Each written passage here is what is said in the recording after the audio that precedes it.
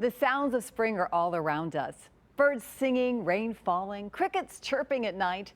This year there is a sound that is not so pleasant. That's the 17-year cicadas. They are returning.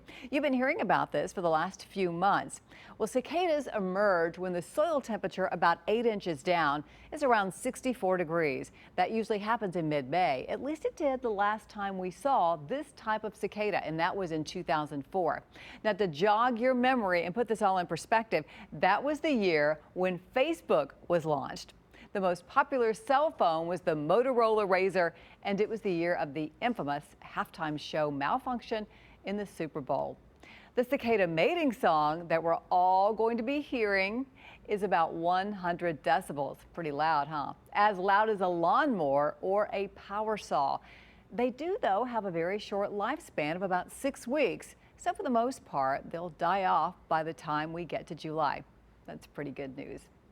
If you are worried about your garden, it should be safe. Cicadas mainly eat plant fluids like tree sap. However, when they lay their eggs, any younger trees or saplings that you may plant could be damaged.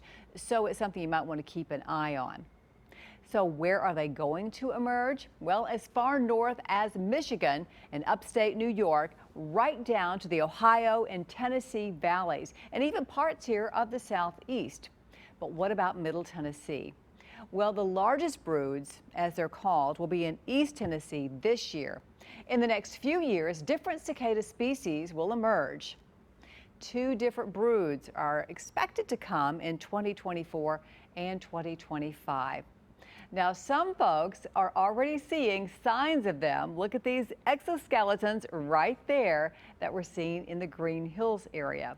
I'm meteorologist Lisa Spencer. For more science and weather videos, please subscribe to the Lisa Spencer YouTube channel.